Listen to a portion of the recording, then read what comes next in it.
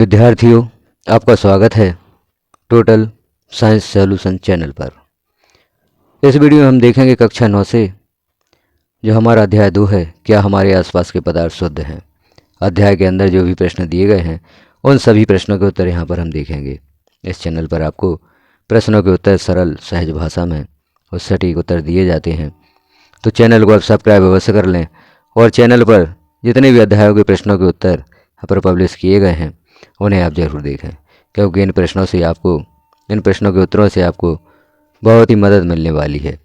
तो हम देखते हैं इस अध्याय के अंदर के जो प्रश्न दिए गए हैं उन सभी प्रश्नों के उत्तर।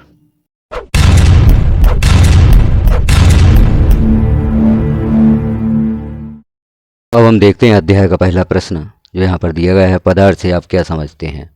पदार्थ की परिभाषा यहाँ हम देखेंगे, या पदार्थ किसे कहते हैं उसे हम यहाँ पर समझेंगे।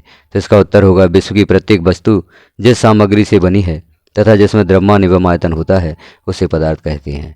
इस विश्व में जितनी भी वस्तुएं हैं वह किसी न किसी सामग्री से बनी होती हैं और उसमें द्रव्यमान होता है और आयतन होता है, तो उसे हम पदार्थ कहते हैं।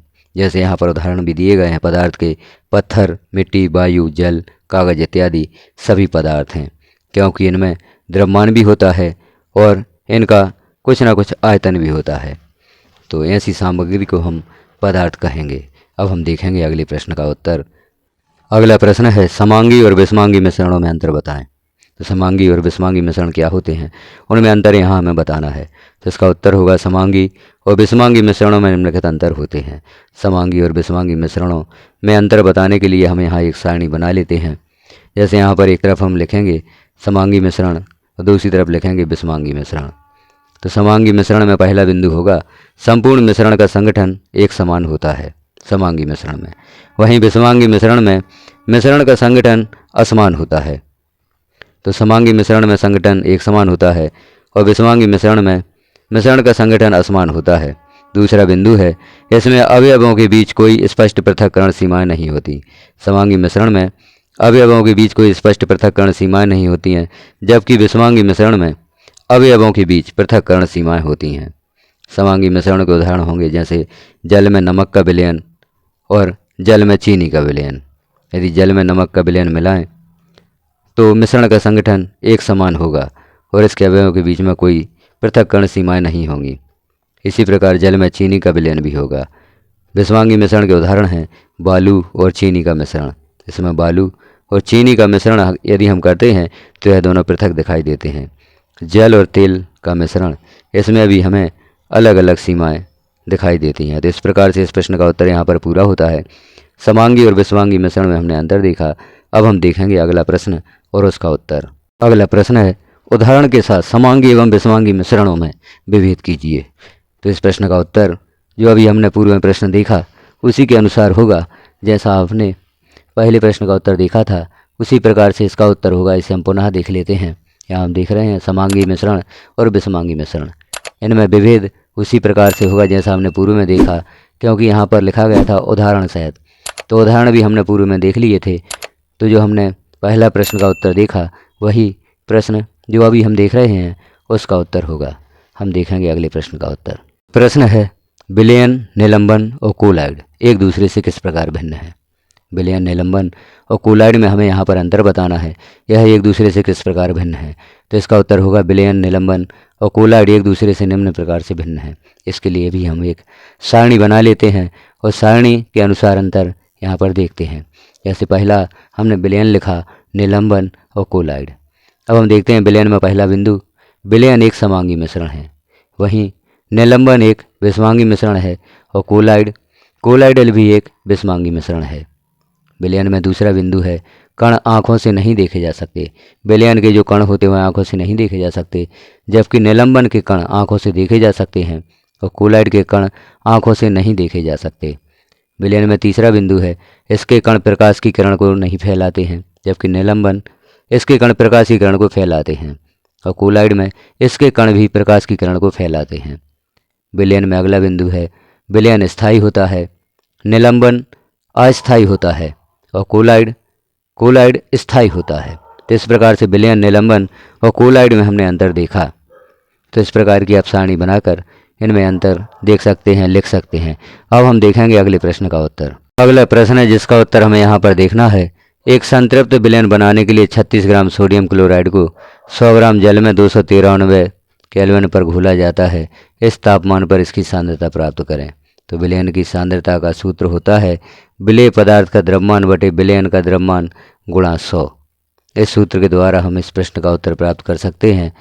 तो विलयन की सांद्रता बराबर विलेय पदार्थ का द्रव्यमान है 36 ग्राम, इसके बटे में हम लिखते हैं या भाग देते हैं विलयन का द्रव्यमान का।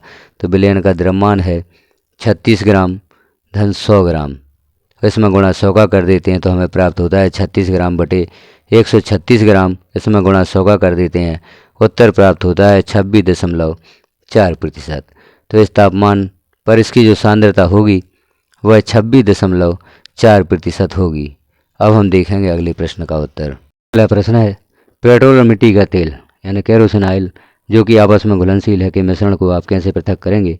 पेट्रोल तथा मिट्टी के तेल के क्वथनांकों में 25 डिग्री सेल्सियस से अधिक का अंतराल है। इसका उत्तर होगा पेट्रोल और मिट्टी के तेल के मिश्रण को आसवन विधि द्वारा पृथक किया जा सकता है क्योंकि इनके क्वथनांकों के बीच 25 डिग्री सेल्सियस का अंतर है। पेट्रोल और मिट्टी के तेल के मिश्रण को हम आसवन विधि द्वारा पृथक करेंगे। आसवन विधि द्वारा पृथक इसलिए हो जाएंगे क्योंकि इनके क्वथनांकों के बीच 25 डिग्री सेल्सियस का अंतर है। अब इसकी विधि देखेंगे किस प्रकार से इन्हें हम पृथक करेंगे। तो जैसे हम यहाँ पर विधि देख रहे हैं, चित्र आपको पुस्तक में प्राप्त हो जाएगा। तो चित्र के अनुसार पेट्रोल और मिट्टी के तेल को एक आसवन फ्लास्क में लेते हैं, मिश्रण को धीरे धीरे सावधानीपूर्वक गर्म करते हैं। पेट्रोल धीरे धीरे बाष्पीकृत होता है और संघनित होकर एक बर्तन में एकत्रित हो जाता है। तत्पश्चात मिश्रण को गर्म करना बंद कर देते हैं। अब मिट्टी का तेल फ्लास्क में शेष बच जाता है। इस प्रकार मिश्रण को अलग किया जाता है। तो इसका जो चित्र है वह आप बना भी सकते हैं। जो यहाँ पर सामग्री दी गई है उस सामग्री के द्वारा आप चित्र बना सकते हैं और पृथक्करण की जो विधि है उस विधि को यहाँ पर समझ सकते हैं। अब हम देखेंगे अगले प्रश्न का उत्तर। अध्याय का अगला प्रश्न है पृथक करने की सामान्य विधियों के नाम दें। यानी दही से मक्खन, समुद्र जल से नमक और नमक से कपूर को हम किन विधियों द्वारा पृथक करेंगे, उन विधियों के नाम यहाँ पर लिखना है। तो दही से मक्खन को हम अपकेंद्रण विधि द्वारा पृथक करते हैं। समुद्री जल से नमक बाष्पीकरण विधि द्वारा पृथक करते हैं और नमक से कपूर ऊर्ध्वपातन विधि द्वारा पृथक करेंगे। तो यहाँ पर विधियाँ दी गई हैं दही से मक्खन, समुद्र जल से नमक और नमक से कपूर पृथक करने की। अगला प्रश्न है क्रिस्टलीकरण विधि से किस प्रकार के मिश्रणों को पृथक किया जा सकता है। जो क्रिस्टलीकरण विधि है उस विधि द्वारा किस प्रकार के मिश्रणों को पृथक किया जा सकता है। इसका उत्तर होगा इस विधि में विलयन में से ठोस पदार्थ के शुद्ध नमूने को क्रिस्टल के रूप में प्राप्त किया जाता है। अर्थात ठोस पदार्थ के शुद्ध नमूने को क्रिस्टल के रूप में प्राप्त किया जाता है। इस विधि से विलयन को ठंडा करने पर शुद्ध पदार्थ की क्रिस्टल अलग हो जाती है जबकि अशुद्धियाँ विलयन में ही रह जाती हैं। समुद्री जल से नमक प्राप्त करने के लिए क्रिस्टलीकरण विधि का उपयोग किया जाता है। तो हमने यहाँ पर देखा क्रिस्टलीकरण विधि से किस प्रकार के मिश्रणों को पृथक किया जा सकता है। तो समुद्री जल से नमक प्राप्त करने के लिए क्रिस्टलीकरण विधि का उपयोग किया जाता है। अब देखेंगे अगला प्रश्न। निम्न को रासायनिक और भौतिक परिवर्तनों में वर्गीकृत कीजिए। यहाँ पर कुछ क्रियाएं दी गई हैं, उन क्रियाओं को हमें रासायनिक और भौतिक परिवर्तनों में वर्गीकृत करना है। इन परिवर्तनों को रासायनिक और भौतिक परिवर्तनों में परिवर्तित करें। जैसे पेड़ों को काटना, मक्खन का एक बर्तन में पिघलना, अलमारी में जंग लगना, जल का उबलकर वाष्प बनना, विद्युत तरंग का जल में प्रवाहित होना तथा उसका हाइड्रोजन और ऑक्सीजन गैसों में विघटित होना, जल में साधारण नमक का घुलना, फलों से सलाद बनाना तथा लकड़ी और कागज का जलना। इनमें हमें बताना है कि कौन से परिवर्तन भौतिक परिवर्तन है और कौन से परिवर्तन रासायनिक परिवर्तन होते हैं। तो यहाँ उत्तर लिखेंगे। भौतिक परिवर्तन देख लेते हैं कौन कौन से होंगे भौतिक परिवर्तन। जैसे पेड़ों को काटना, मक्खन का एक बर्तन में पिघलना, जल का उबलकर वाष्प बनना, जल में साधारण नमक का घुलना, फलों से सलाद बनाना। जब ये परिवर्तन होते हैं तो इनके रासायनिक संगठन में कोई परिवर्तन नहीं होता। जैसे पेड़ों को काटना, इसमें रासायनिक संगठन में कोई परिवर्तन नहीं होता, इसका रूप परिवर्तित नहीं होता। मक्खन का एक बर्तन में पिघलना, चूँकि मक्खन पिघलता है और पुनः मक्खन में परिवर्तित हो सकता है। जल का उबलकर वाष्प बनना, वाष्प से पुनः जल प्राप्त किया जा सकता है। जल में साधारण नमक का घुलना और यहाँ से नमक को पुनः प्राप्त किया जा सकता है। फलों से सलाद बनाना, इसमें भी रासायनिक परिवर्तन नहीं होता है, अर्थात इनके संगठन में किसी प्रकार का परिवर्तन नहीं होता है। तो यह भौतिक परिवर्तन होंगे। अब हम देखते हैं रासायनिक परिवर्तन, जैसे अलमारी में जंग लगना।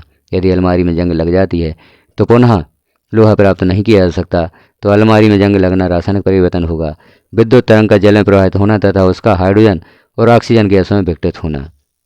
विद्युत तरंग जल में प्रवाहित होती है और हाइड्रोजन और ऑक्सीजन गैसों में विघटित हो जाती है, तो यहाँ पर संगठन बदल जाता है। तो इस प्रकार से रासायनिक परिवर्तन होगा।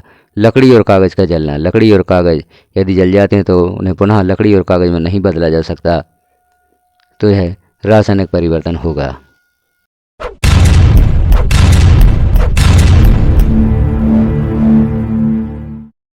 अब हम देखेंगे अगला और अंतिम प्रश्न।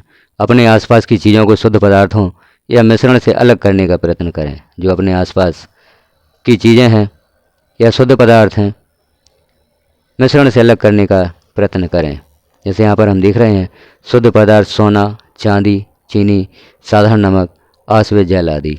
और मिश्रण है वायु, पेट्रोल, पीतल, नमक का घोल, चीनी का घोल आदि। इन सबको आप पृथक करके देखें कैसे पृथक होते हैं। जैसे मिश्रण वायु है, पेट्रोल, पीतल, नमक का घोल, चीनी का घोल आदि। और शुद्ध पदार्थ दिए गए हैं सोना, चांदी, चीनी, साधारण नमक, आसवे जल।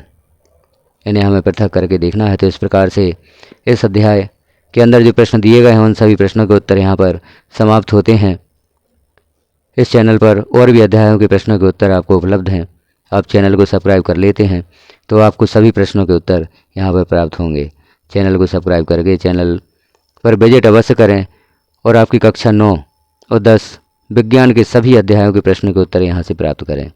बेल आइकन को क्लिक कर ऑल पर प्रेस कर दें ताकि जैसे ही किसी नए अध्याय के प्रश्नों के उत्तर यहाँ पर पब्लिश किए जाते हैं और नोटिफिकेशन के रूप में आपको प्राप्त हो सकेंगे। इन प्रश्नों से आपको बहुत ही मदद मिलेगी और आप बहुत ही अच्छी तैयारी परीक्षा हेतु कर सकेंगे। वीडियो को लास्ट तक देखने के लिए आपका धन्यवाद।